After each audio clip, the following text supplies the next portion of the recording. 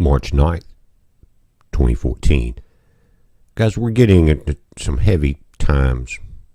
We can see the world trying to go to war. And we know that there will be wars and rumors of wars before the false Christ comes. Because he's going to come, guys, not as a president of any country, regardless of how evil you think one is. He's not going to come as someone that's grown up here on earth and you've seen him rise through power politically or financially or whatever. That's not how that's going to happen. It wouldn't work. Christ told us about the Antichrist. So in order to deceive the entire world, the Antichrist has to come as Christ, or it wouldn't work. You understand the plot? He's always wanted to be worshipped. He always wanted Christ's place. He'll never have it. And he's been condemned to die, and he knows that. So you've got to understand this in order for this message that I want to go through, for it to entirely sink in. The power that Satan is going to use when he's cast back out on this earth has been hidden, because more of the Bible has been taken out of it from the beginning than what we have left. And we've seen the books of Enoch, Jasher, Lost Books of Eden, the books of the Apocrypha, things like that, guys. And what has happened, and it just makes it harder. They haven't taken away from the Word of God as far as some of the deeper meaning, but they've made it so much harder. And if you ever start collecting these books that they removed, you'll start seeing a trend. And the trend is to hide Satan. Every book that's been taken out talks about Satan a lot and how he operates and how he operated when he was on earth before. It's his M.O. And so this entire new bitterness of the waters of earth is the new religion. It's not just in Rome anymore. This is a worldwide religion that's going to deceive the entire world. That's how Satan's going to work, through a church. It's after the wars and rumors of wars are over. The only way he can deceive everyone is to come in peace instead of Christ. But he's going to say he's Christ. He'll have to stop the wars, because if all that's going on, he won't be able to deceive anyone. You understand what I'm saying? And that's why it says in the Bible that after they say peace comes sudden destruction, because God is tired of it then. When Satan comes pretending to be his son, Jesus, and the world runs after him, the great whore of Babylon, and they fall in bed and are no longer spiritual virgins with him, they're going to look at the pastors that have taught them this message of, let's get on the first bus out of here. Now, does that really make sense when if you've studied with me and if you've read the Bible at all? It tells you in those days after the tribulation, and someone teaches you that and says, but I don't know about you, but I'm out of here. They're leading you right onto Satan's bus, guys. But just hang with me there. Again, if it's something you don't understand, don't freak out about it. Just go back and read it and study it. But again, Satan will not rise as a president or a leader of anything on this earth. He will come through the heavens appearing to be Christ. Remember that. Anybody else claims it, they're not. That's not Antichrist. He has to appear as Jesus in order for this great deception to work. And the first one coming, and the churches that teach you the first one coming and the first ticket out of here, they're part of this great end time deception. The star, they're getting ready for wormwood, and many people say that word wormwood is Chernobyl, guys. But in the Greek, it is absinthios, like the liquor.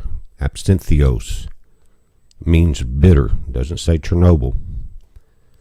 But the spiritual meaning of this is where is the beginning of this video. And you've got to understand what I'm doing. I'm going to try to identify Satan using the Bible and some of the books that have been taken out so that you could not identify him in these end times. But God said in the end times he would open the eyes of his children. Now, in Revelation 8, the first verse, it says when he opened the seventh seal. Now, guys, you've got to understand there's not 21 separate events. 6 seals, 6 vials, 6 trumpets, or 3 different perspectives. Because, guys, you're not going to have the 6 seal, 6 trump, and 6 vial at the same time. Satan's coming to this earth happen 3 different times. You just can't do the math that way. But again, look at the 6 seal, vial, and trumpet. That's Satan coming. It doesn't come 3 times. It's so that you can look at it from anywhere in the world from 3 different perspectives. But what we're talking about here, with the 7 seals. Now, in 8, it talks about the angel casting the golden censer that was filled with the incense from the altar onto the earth. And the angel took the censer, filled it with the fire of altar, and cast it into the earth. And there were voices, thunderings, and lightnings, and an earthquake. And guys, those thunderings, John was told to shut up, to close that section of the book. He didn't close the whole book. It was because we would not be reading it right now. Okay? But the section of the last section, he was told to close this. And maybe one day I will call it, let's say, Revelation chapter 23 that's not there. Maybe one day we'll get to see what was in that book. Maybe we'll see it with our own eyes and we'll not have to read it, would probably be the scenario. But guys, the 7 angels are getting prepared to sound. Now the angels already thrown the first hailstones from God, and we see that in the skies around us. Fireball reports, new asteroids every day, things like that. By the way, Sechi's gone down. It's been down since yesterday morning. I recorded the last uploads from it. It's still showing basically the same thing, the 2 comets coming in on A, but it's down. It's been down 2 days. I hope it comes back up. I was concerned we would lose some critical instruments if the skies got thick. Maybe that's not the case. Okay? But here, we start getting into physical and spiritual teaching on the second level here, when you start getting into the trumpets. Because, again, they're the same things at different perspectives. Physical, spiritual. Just hang in there. It said the first angel sounded, followed hail, and fire mingled with blood. It was cast upon the earth, and the third part of the trees were burnt up, and all green grass was burnt up. Second angel sounded, and it was a great mountain burning with fire was cast into the sea. And the third part of the sea became blood, and the third part of the creatures were in the sea and had life, died, and the third part of the ships were destroyed. Okay? Now let's get deep. This is why we came here. We're going to identify Satan before I'm through with this video. It said, and the third angel sounded, and there fell a great star from heaven, burning as it were a lamp, and it fell upon the third part of the rivers and upon the fountain of waters. Now this star, it falls, is Satan, burning as it were a lamp, not our lamp, but just the way he's going to come. He's coming from the heavens, no president. He's going to fall upon the third of the rivers and upon the fountains of the waters. The name of the star is called wormwood, and the third part of the waters became wormwood, and many men died of the waters because they were made bitter. Absinthius. Now, what does it say in 17 about these waters? Let's go to Revelation 17, and I'm going to come back here. Now, this is not up for the interpretation of man, because God himself sends this word. In 17 he says, he saith unto me, the waters which thou sawest, where the whore sitteth, are peoples and multitudes and nations and tongues. What was made bitter? The waters, a third of the waters. Where the whore sitteth, and I've told you, the whore is the great end time world church. It's not in Rome any longer. That may be the head of the snake, but it is spread through the Christian religions, from the Baptists, every section you can find, except for a few. But most have been made bitter, and it's about to get worse. When Satan is cast out, and he knows he has but a short time, this bitterness is going to increase. And how is he going to do it? I'm going to talk to you about that, but I want to go to 8. Let's go back.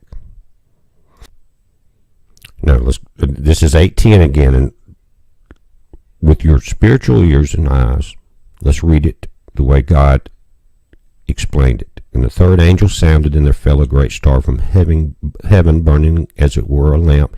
It fell upon a third part of the rivers and upon the fountains of the waters, and they were made bitter. And many men died of the waters. You see what it says? The name of the star is wormwood in the third part of the waters. And many men died because they were made bitter. Third part of the waters is what? The nations and the peoples and the tongues. What is the star? It is Satan's lies. Who is the whore? It's the end-time church that's teaching you to take the first trip out of here when Satan comes. Think of how evil that is, but how sweet it sounds to the mouth. Could be the sweetest sounding church in the world, but they don't teach you the truth, and they set you up with untempered mortar in your walls of protection. But God said in Ezekiel, I will tear them from your hand, the children that you teach to fly to save their souls. Read Ezekiel 13. But here we've gone to Satan being cast down, and the third part of men, the nations and the tongues, have died. They died spiritually because they are with the whore. They are no longer virgins of Christ for that marriage with him. They're already in bed. Woe to those that give suck in the end days, guys, that are with child because they're pregnant with false teaching. Revelation 8:13, and I beheld and heard an angel flying through the midst of heaven, saying with a loud voice, what? Woe, woe, woe to the inhabitants of the earth. Why? By reason of the other voices of the trumpets of the three angels which are yet to sound. Satan's been cast down. Now it's about to get deep. And I'm going to go to 9 just for a second, just to show you what we're about to deal with. It says the fifth angel sounded, and a star fell. And I saw a star fall from heaven into the earth, and to him, it was him, the star is a him. It is Satan. And he opened the bottomless pit, and there rose a smoke out of the pit, smoke of a great furnace, and the sun and the air was darkened by the reason of the smoke of the pit. Light will be turned to darkness if you do not have your eyes open, guys. This bottomless pit and the smoke of the great furnace. What did God say the tares would go? First into the fire. Now, let's get deep into where the great church has removed their father Satan from our word so that we could not identify him. But I want to go to Samuel, and let's give some witness to what I'm going to do. He said, this is one of the critical points of the Bible, if you're not familiar with it. Saul has just been killed, and his son Jonathan, guys, and David's about to take over. And he talks about David lamented with a lamentation over Saul and Jonathan his son. Also he bade them teach the children of Judah the use of the bow. Behold, it is written in the book of Jasher.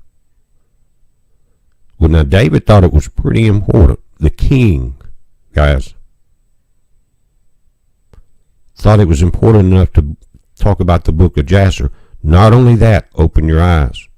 If Samuel's talking, in Samuel he's talking about what happened with David and Saul, and Samuel says himself, as it is written in the book of Jasher, then Jasher was before Samuel. Do you understand what I'm saying? It didn't happen the other way around. Not taking anything away from the book of Samuel, we're just going to add the book of Jasher. Now, that again, very important time. King David takes over. Now, there's another witness. Now, let's go to Joshua 10. And where we're at in this section of the Bible is we got the men of Gibeon sent unto Joshua to the camp to Gilgal, saying, slack not thy hand from thy servants. Come up to us quickly and save us and help us. For all the kings of the Amorites that dwell in the mountains are gathered together against us. Now, the people of Gibeon knew this war was coming. And they talk about it in the book of Jasher and some other books. But what they did was they realized that Joshua had God on his side. So they're kind of stuck in the middle between the Amorites and Joshua and God's people. And so Gibeon joins Joshua before the battle. And he knows that if he joins with Joshua and asked for protection that Joshua would do this, and he did. So he said, "Come quickly and save us and help us, for all the kings of the mountains have gathered together against us." And guys, you're going to have the kings gathered against you one day soon. So Joshua ascended from Gilgal, he and all the people of war with him, and all the mighty men of valor. And the Lord said unto Joshua, "Fear them not, for I have delivered them into thine hand. There shall not a man of them stand before thee." And that's how it's going to be with God's children in the end too, guys. But anyway, Joshua therefore came unto them suddenly and went up from Gilgal all night. And the Lord discomfited them before Israel. That word discomfited, guys, is to drive from away or drive before, create chaos. And he slew them with a great slaughter at Gibeon, and chased them along the way that goeth up to Beth-horon, and smote them to Ascah and up to Makkedah. And it came to pass, listen, this is why I've always loved this chapter. As they fled from Israel and were in the going down to Beth-horon, the Lord cast down great stones from heaven upon them unto Ascah, and they died. There were more which died with the hailstones than they whom the children of Israel slew with the sword. Does it make you think about Lot when he says, "Do you know the snow and the hailstones that I have saved for the enemy in the war, the end times?" Wouldn't be a good time to be against God's people with these hailstones. Now, here's where it gets good. Then spake Joshua to the Lord in the day when the Lord delivered up the Amorites before the children of Israel. And he said in the sight of Israel, this is Joshua, "Sun, stand thou still upon Gibeon, and thou moon in the valley of Ashalon." Now, the sun stood still, the moon stayed, until the people had avenged themselves upon their enemies. Is it this not written in the book of Jasher? So the sun stood still in the midst of the heaven, and hastened not to go down about a whole day.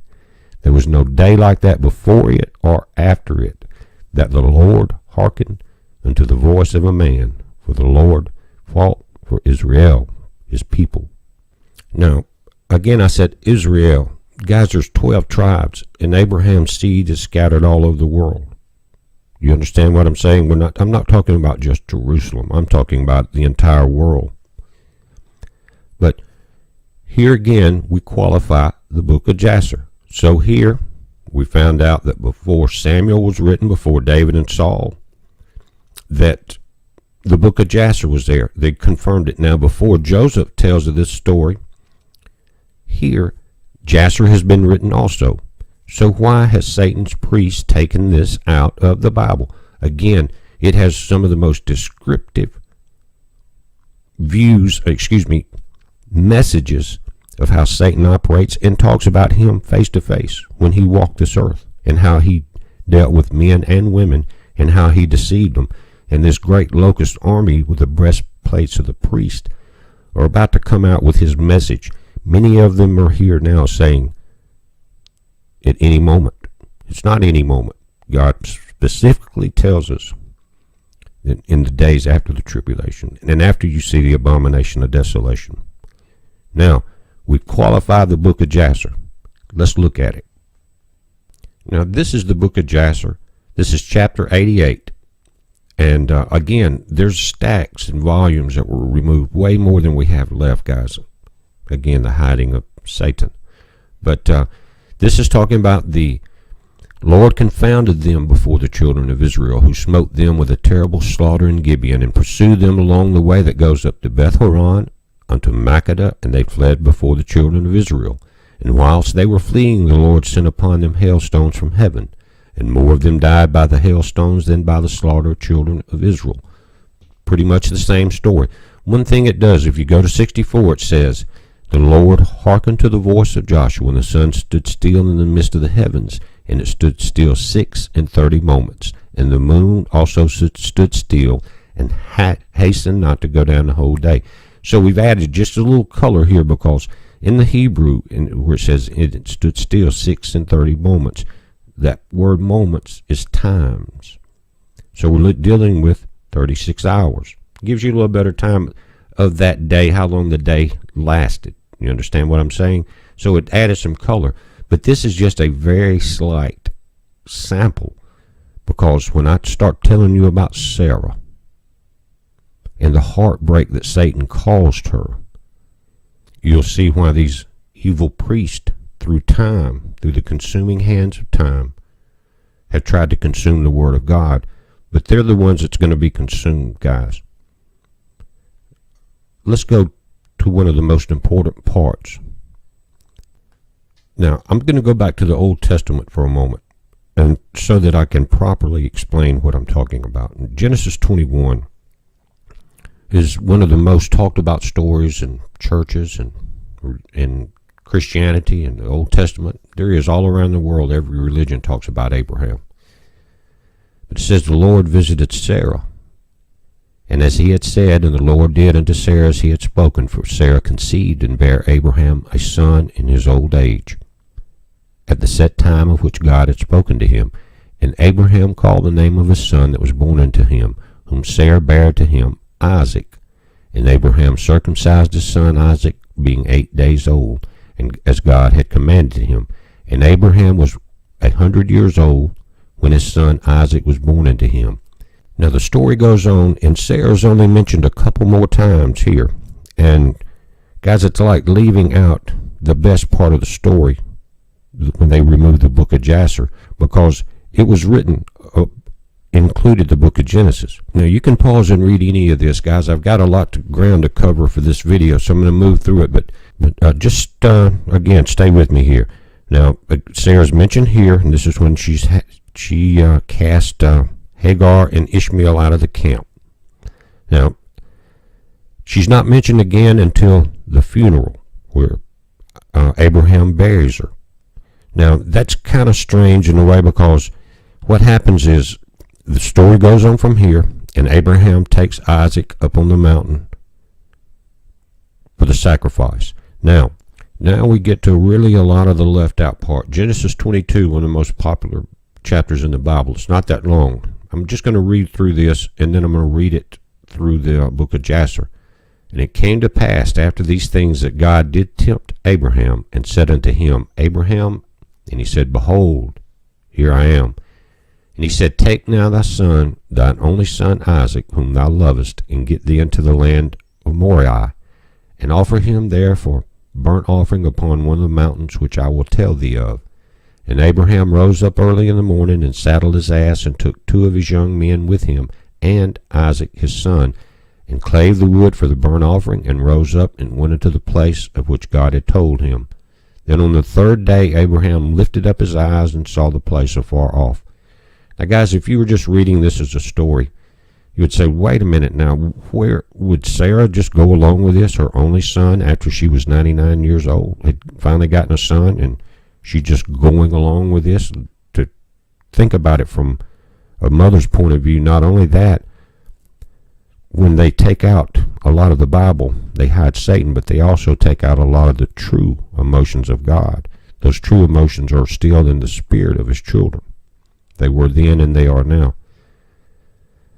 And on the 3rd day Abraham lifted up his eyes and saw the place afar off. Then Abraham said unto his young men, remember these young men when we get to the other section, Abide ye here with the ass, and I and the lad will go yonder and worship and come again to you. Now have you seen Satan mentioned yet? And Abraham took the wood of the burnt offering and laid it upon Isaac his son, and he took the fire in his hand and a knife, and they were both of them together. They went both together. And Isaac spake unto Abraham his father, and said, My father. And he said, Here I am, my son. He said, Behold, the fire and the wood, but where is the lamb for the burnt offering? And Abraham said, My son, God will provide himself a lamb for a burnt offering. So they went both of them together. And they came to the place where God had told him of, and Abraham built an altar there, and laid the wood in order, and bound Isaac and his son, and laid him on the altar upon the wood. And Abraham stretched forth his hand, and took the knife to slay him. And the angel of the Lord coming to him out of heaven, and said, Abraham, Abraham. And he said, Here I am. And he said, Lay not thine hand upon the lad, neither do thou anything unto him, for now I know that thou fearest God. Seest thou that hast not withheld thy son, thine only son, from me? And Abraham lifted up his eyes and looked, and behold, behind him a ram caught in a thicket by his horns. And Abraham went and took the ram, and offered him up for a burnt offering in the stead of his son. And Abraham called the name of the place Jehovah Jireh, as they said to this day, in the mount of the Lord it shall be seen. And the angel of the Lord called unto Abraham out of heaven the second time. Now, in the end of chapter 22, God blesses Abraham because of what he did and says, I will spread your seed around the world, all the nations. Now, and then let's go to Genesis 23. This is the next time Sarah is mentioned, the mother. And Sarah was 107 and 20 years old. These were the years of the life of Sarah. And Sarah died in Kirjath-arba. Now, this is the same place. This is the land of the Canaanites, the same as Hebron in the land of Canaan. And Abraham came to mourn for Sarah and to weep before her. Now, what had happened here? She wasn't mentioned again. She was 99 when she had Isaac. And what happened? What did no one question that part of Genesis, guys? Listen. It never said that they were divorced, that she moved off to the land of Canaan, or anything. It doesn't mention that. Why would she do that? Was it because she was mad because of what had happened, that Isaac had almost died? What had happened? Now Abraham stood up before his dead, from before his dead, and spake unto the sons of Heth, saying, I am a stranger and sojourner with you. Give me a possession of a buying place with you, that I may bury my dead out of my sight. Now, what had happened? That is what's been taken out, the emotions and the observation of Satan. I'm about to do that, and I'm sure Satan and his minions are going to hate this part, because this is the end time parts that are being brought forth. Now, the book of Jasher, chapter 22, is getting into the part of Genesis that we just talked about.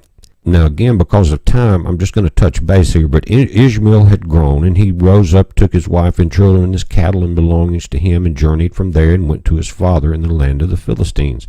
Now, Abraham related to Ishmael. That was his father, remember? Father of all nations. The transaction with his first wife. Now, the days increased, and he reached 26 years. Ishmael was 26 years old. Now, he was a little older than Isaac. Remember, he was born before. But it talks about the quarreling, and it goes on. Now, I'm going to kind of skip through this again because of time, and you can go, I will link this, and you can read it. Now, same chapter, I'm going to go to verse 40. And Isaac, the son of Abraham, was growing up in those days, and Abraham his father taught him the way of the Lord, to know the Lord, and the Lord was with him. He was with Isaac and Abraham. And when Isaac was 37 years old, Ishmael his brother was going about with him in the tent, and Ishmael boasted of himself to Isaac. How old was Isaac, guys? You've been told. It was not told. Everyone just assumed he was a young child. It's very important, because he was of the age, guys, here, to where he can make his decisions. And what did he do? Let's read. And Ishmael boasted of himself to Isaac, saying, I was 13 years old when the Lord spoke to my father to circumcise us, and I did according to the word of the Lord which he spoke to my father.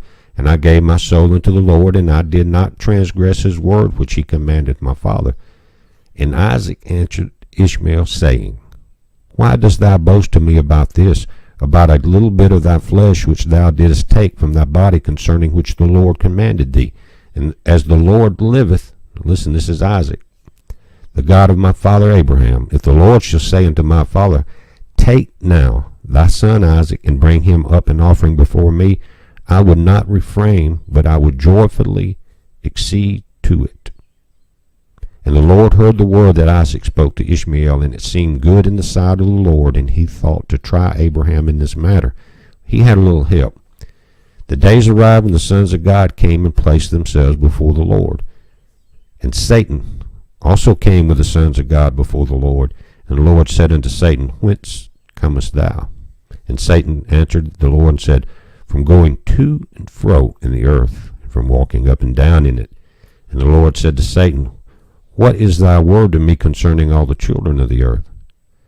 And Satan answered the Lord and said, I have seen all the children of the earth who serve thee, and remember thee when thou require anything from thee.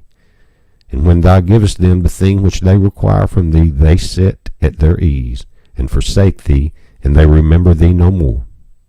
Hast thou seen Abraham the son of Terah, who at first had no children, and he served thee and erected altars to thee wherever he came, and he brought up offerings upon them, and he proclaimed thy name continually to all the children of the earth. And now that his son Isaac is born to him, he has forsaken thee. He has made a great feast for all the inhabitants of the land, and the Lord he has forgotten. Abraham and Isaac had not forgotten God, but this is the great accuser, Satan. He still has his trolls running around.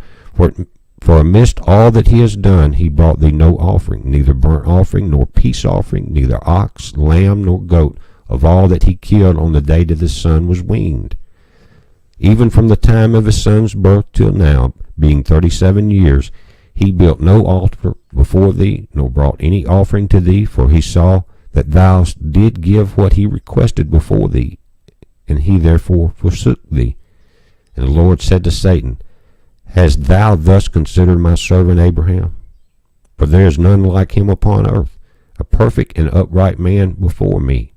He was of the Adamic bloodline, remember this, one that feareth God and avoideth evil. As I live, were I to say to him, Bring up Isaac thy son before me, he would not withhold him for me, much more if I told him to bring up a burnt offering before me for his flock or herds. And Satan answered the Lord and said, Speak then now unto Abraham, as thou hast said, and thou wilt see whether he will not this day transgress and cast aside thy words. Now let's go to Jasher chapter 23, the very next chapter. And at that time the word of the Lord came to Abraham and said unto him, Abraham, and he said, Here I am. And he said to him, Take now thy son, thine only son whom thou lovest, even Isaac, and go to the land of Moriah, and offer him there for a burnt offering upon one of the mountains, which shall be shown for thee. For there wilt thou see a cloud in the glory of the Lord. And Abraham said within himself, How shall I separate my son Isaac from Sarah his mother, in order to bring him up for a burnt offering before the Lord? You see, guys, these emotions that were stripped away. And Abraham came into the tent, and he sat before Sarah his wife, and he spoke these words to her. Guys, he had to lie. She would not have stood for it one moment, neither would any mother on earth.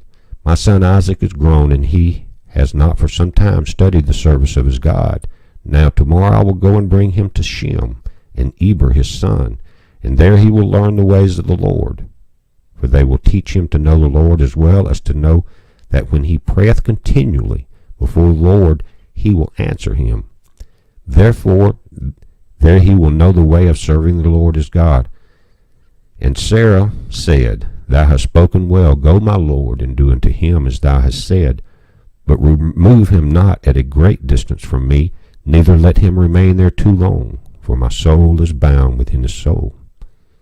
I've seen this. And Abraham said unto Sarah, My daughter, let us pray to the Lord our God, that he may do good with us. Abraham knew. And Sarah took her son Isaac, and he abode all that night with her, and she kissed and embraced him, and gave him instructions till morning. I've seen my son go off to the Air Force. I've seen what his mother did. And she said to him, O my son, how can my soul separate itself from thee? And she still kissed him, embraced him, and she gave Abraham instructions concerning him. Just all of this is left out. Sarah said unto Abraham, O my Lord, I pray thee take heed of thy son, and place thine eyes over him, for I have no other son nor daughter but him. Or forsake him not. If he be hungry, give him bread, and if he be thirsty, give him water to drink. And do not let him go on foot, neither let him sit in the sun. Now you see when I said that a mother would not stand by and just let this happen? And she said, And Sarah wept bitterly the whole night on account of Isaac, and gave him instructions till morning. And in the morning Sarah selected a very fine and beautiful garment from those garments which she had in the house that Abimelech had given to her. And she dressed Isaac her son therewith, and she put a turban upon his head. And she enclosed a precious stone in the top of the turban. And she gave them provision for the road. And they went forth. And Isaac went with his father Abraham, and some of their servants accompanied them to see them off the road. And Sarah went out with them, and she accompanied them upon the road to see them off. And they said to her, Return to the tent. And when Sarah heard the words of her son Isaac, she wept bitterly, and Abraham her husband wept with her, and their son wept with them a great weeping, for those who went with them also wept greatly. And Sarah caught hold of her son Isaac, still hadn't let go, guys, and she held him in her arms, and she embraced him, and continued to weep with him. And Sarah said, Who knoweth if after this day I will ever see thee again? And they still wept together, Abraham, Sarah, and Isaac. And all those that accompanied them on the road wept with them. And Sarah afterward turned away from her son, weeping bitterly. And all her men servants, maid servants returned with her to the tent. And Abraham went with Isaac his son to bring up an offering before the Lord, as he had commanded him. Now, at this point, Abraham's the only one that knows the full plan. Now, I told you to remember the 2 young men Abraham took with him.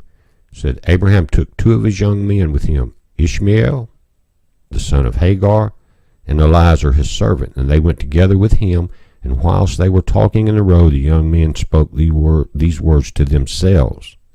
And Ishmael said to Eliezer, Now my father Abraham is going with Isaac to bring him up for burnt offering to the Lord, as he commanded him.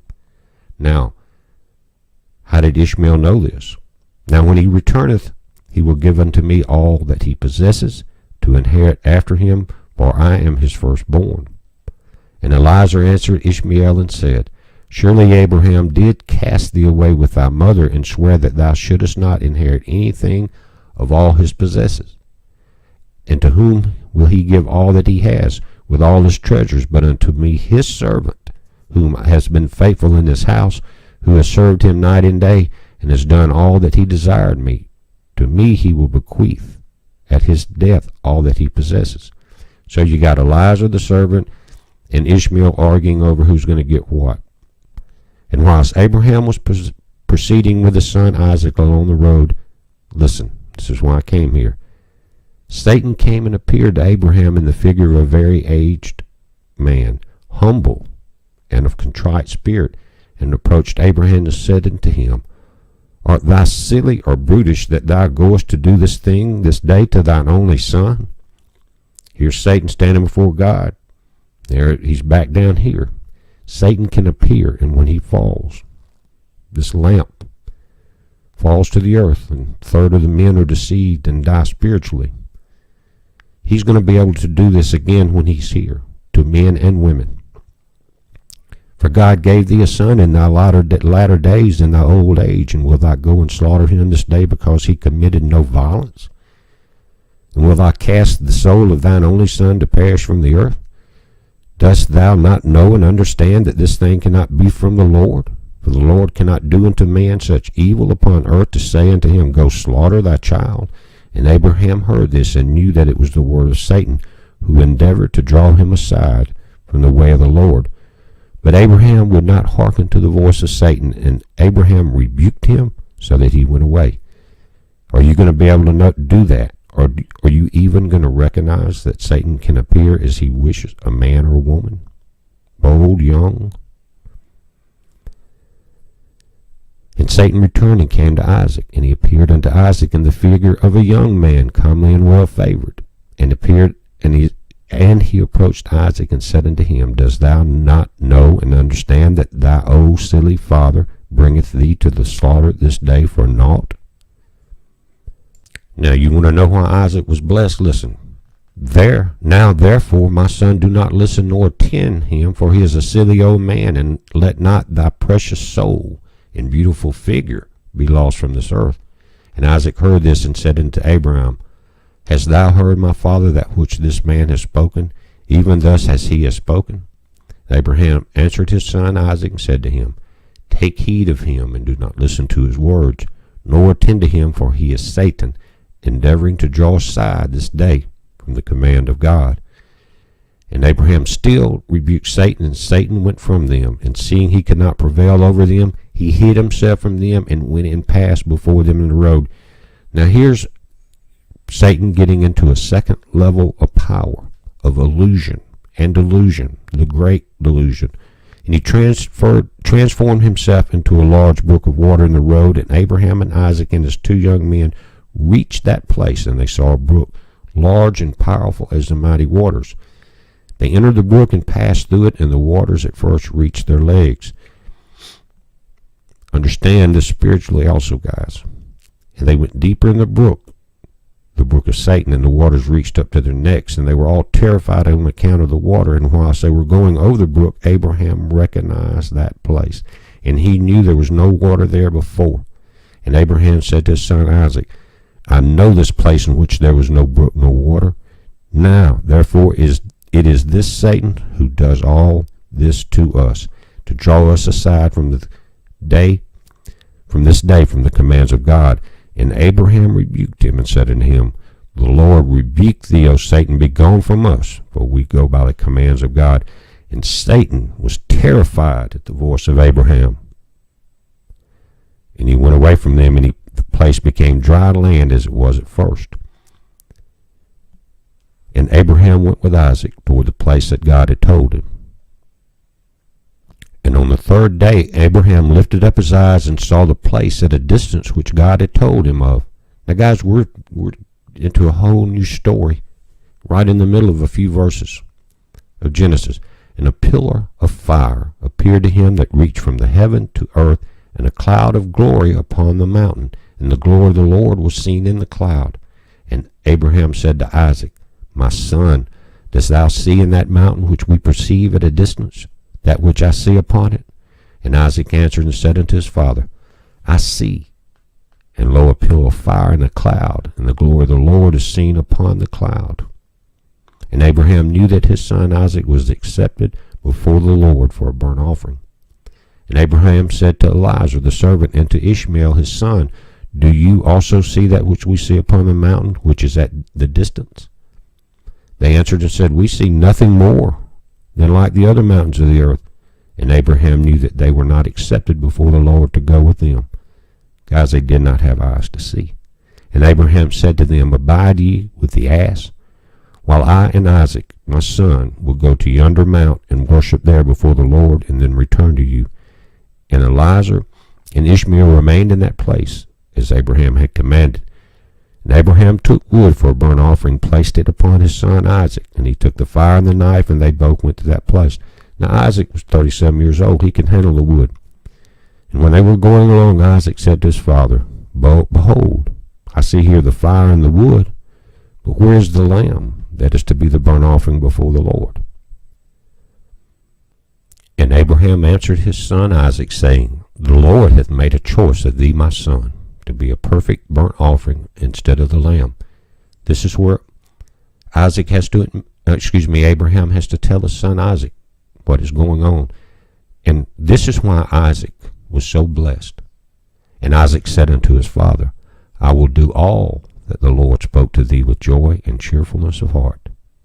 And Abraham said unto Isaac his son, Is there in thy heart any thought or counsel concerning this, which is not proper?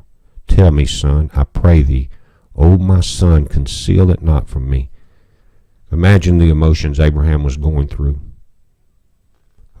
He was in his heart. Could Isaac change his mind for him? And Isaac answered his father Abraham and said unto him, O my father, as the Lord liveth, and as thy soul liveth, there is nothing in my heart to cause me to deviate either to the right or to the left from the word that he has spoken to thee. Neither limb nor muscle has moved or stirred at this, nor is there in my heart any thought of evil counsel concerning this. But I am joyful and cheerful heart in this matter.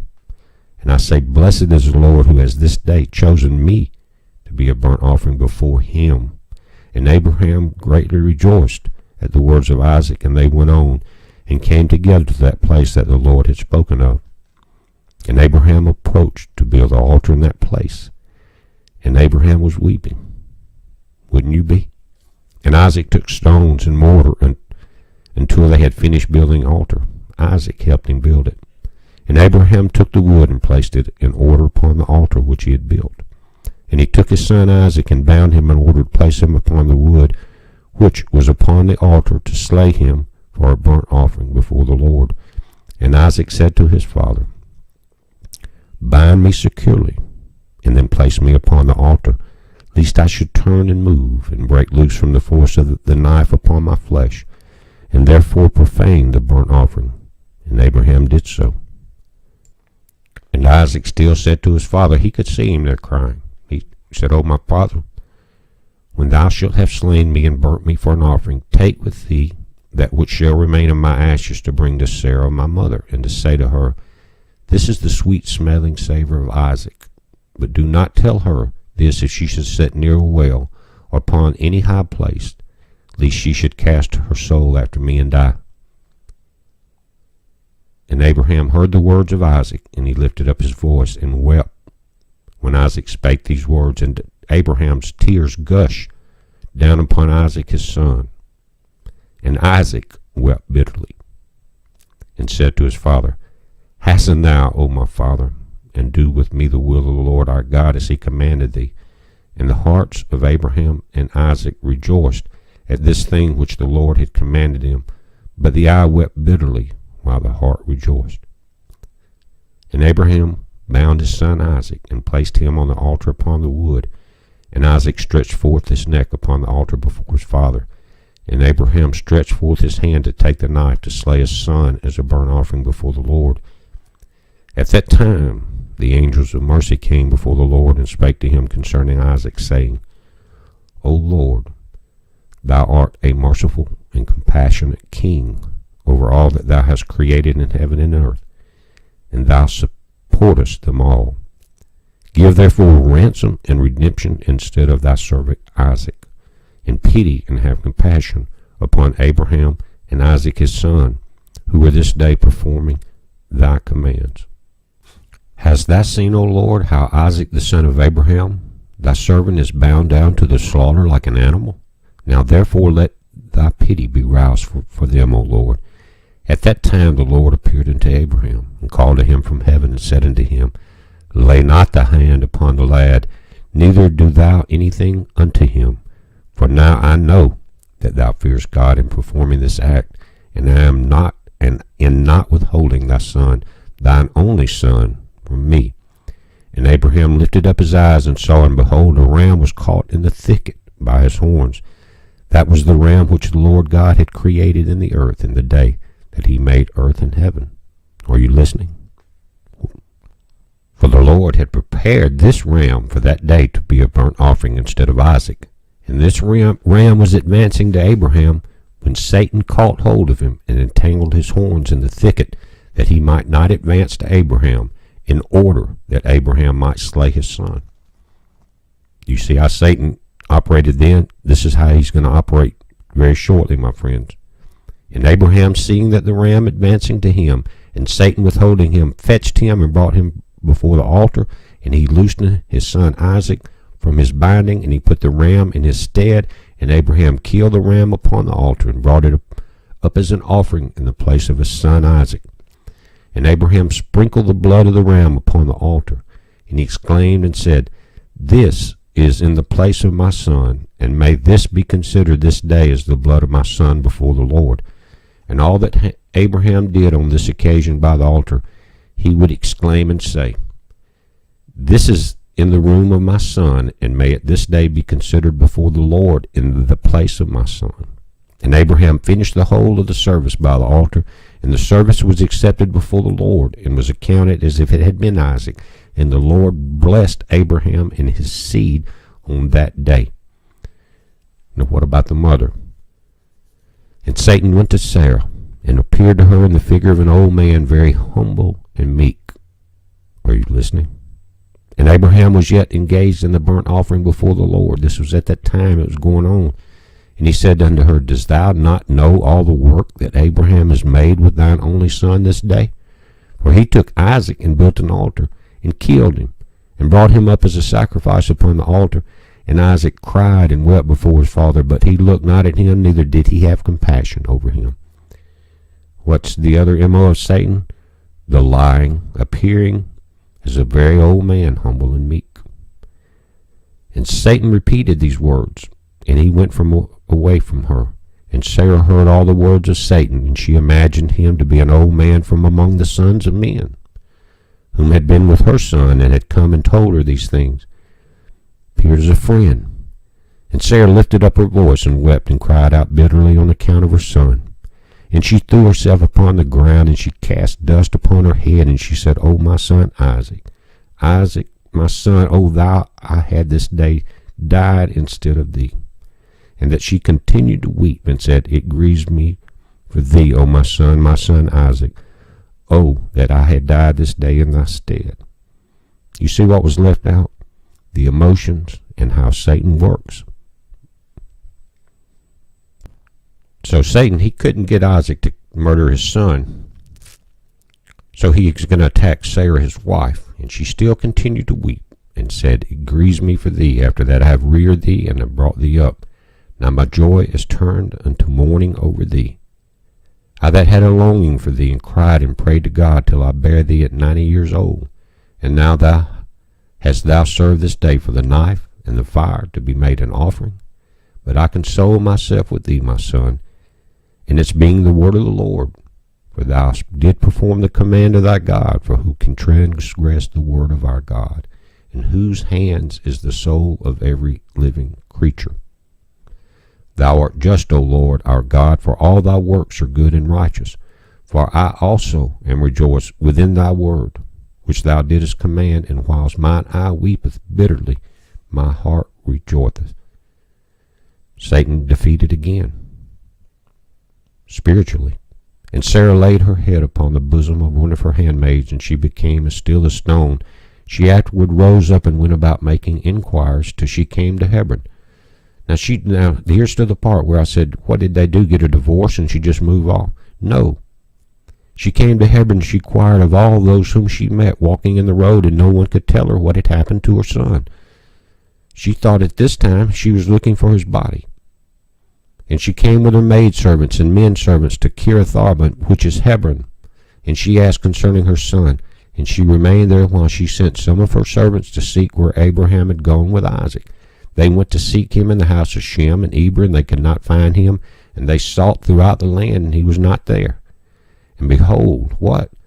Satan came to Sarah in the shape of an old man, and he came and stood before her. And he said unto her, I spoke falsely unto thee. For Abraham did not kill his son, and he is not dead. And when she heard the word, her joy was so exceedingly violent on account of her son, that her soul went out through joy, and she died and was gathered to her people. She was overjoyed. She was weak. She had been traveling. She was emotionally a wreck. When she heard this, she jumped with joy, and it killed her, the stress. And when Abraham had finished his service, he returned with his son Isaac to his young men, and they rose up and went together to Beersheba, and they came home. And Abraham sought for Sarah and could not find her. And he made inquiries concerning her. They said unto him, She went as far as Hebron to seek you both where you had gone, for thus was she informed. Talk about Romeo and Juliet, guys. And that's why Abraham had to go there, find his wife, and buried her.